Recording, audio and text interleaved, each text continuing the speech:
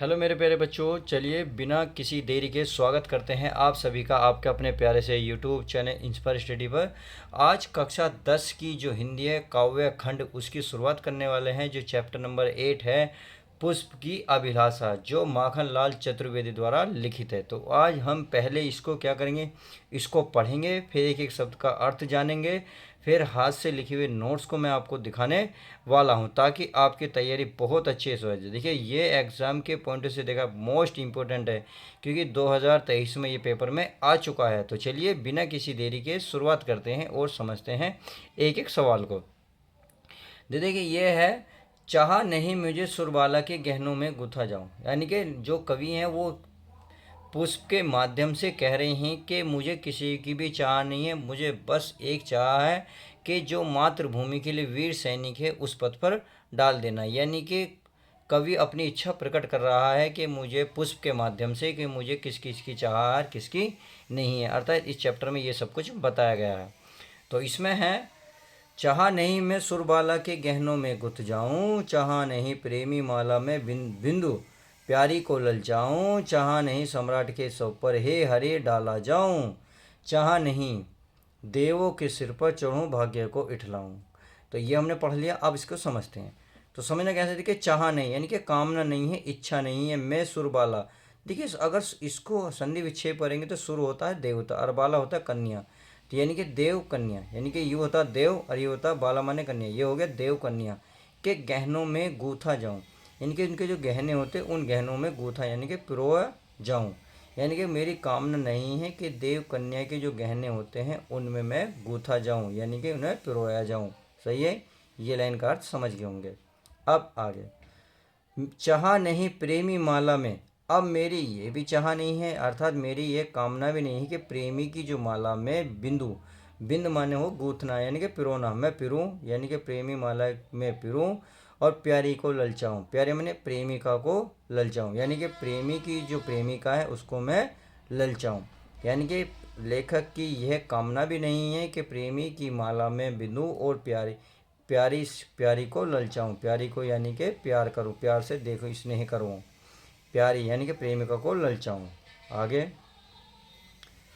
चाह नहीं सम्राटों के सौ पर हे हरि डाला जाऊं।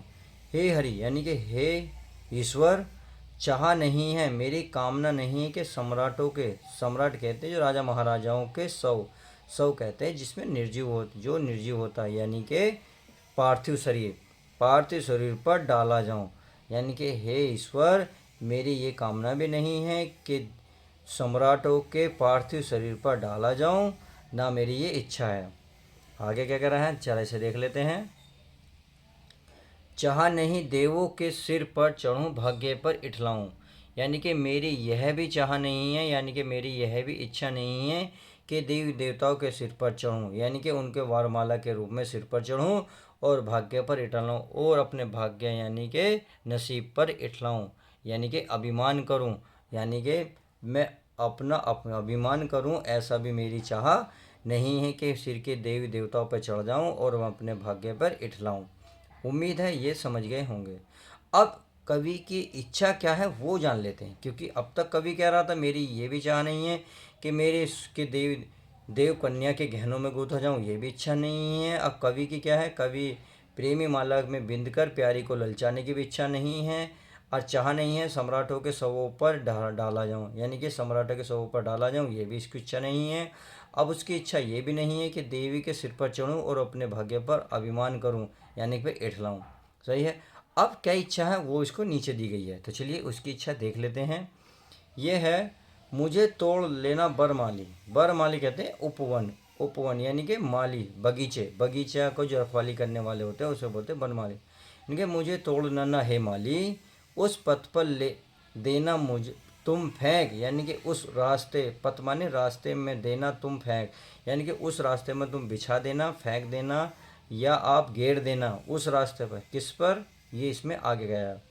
मातृभूमि पर शीश चढ़ाने जिस पर जावे वीर अनेक, यानी कि जिस पर अनेक वीर मातृभूमि, अपनी मातृभूमि पर शीश चढ़ाने जाते हैं या बलिदान होने जाते हैं, शहीद होने जाते हैं, उस रास्ते पर मुझे फेंक देना जिस रास्ते पर अनेक वीर अपनी मातृभूमि पर शीश चढ़ाने के लिए जाते हैं। आई होप इतनी बात समझ गए होंगे। अब हस्तलिखित नोट्स को देख लेते हैं ताकि आपको और भी अच्छे से समझ में आ जाएगा। तो चलिए अब देख लेते हैं क्या करना है प्यारे बच्चों। वही आपको शुरू के 2 शब्द फिर में डेड डैश कर देना है, फिर लास्ट में आपको वीर अनेक लिख लेना है। सही है। फिर आपको लिखना है संदर्भ। संदर्भ में क्या लिखना है? प्रस्तुत पदार्थ हमारी पाठ्य पुस्तक के काव्य खंड के पुष्प की अभिलाषा शीर्षक से उद्धृत है। यह कवि माखनलाल चतुर्वेदी द्वारा रचित है। यानी कि पुष्प की अभिलाषा शीर्षक से लिया गया है, जिसके लेखक जो है माखनलाल चतुर्वेदी हैं। सही है। अब प्रसंग की बात कर लेते हैं। प्रसंग में देखो वो देते हैं जो पूरी कविता में सारांश दिया होता है। इस कवि पंक्तियों में कवि ने पुष्प के माध्यम से देश पर बलिदान होने की प्रेरणा दी है। इतनी बात समझ में आ गई। अब आगे देखते हैं व्याख्या में। कवि स्वयं को पुष्प मानकर अपनी अभिलाषा प्रकट करते हुए कहते हैं कि हे ईश्वर, मेरी यह अभिलाषा नहीं है कि मैं देव कन्या के आभूषणों में चढ़कर उसके श्रृंगार की वस्तु बनूं। अर्थात उसकी शोभा नहीं बढ़ाना चाहते, वो उसे मना कर रहे हैं। आगे देखते हैं।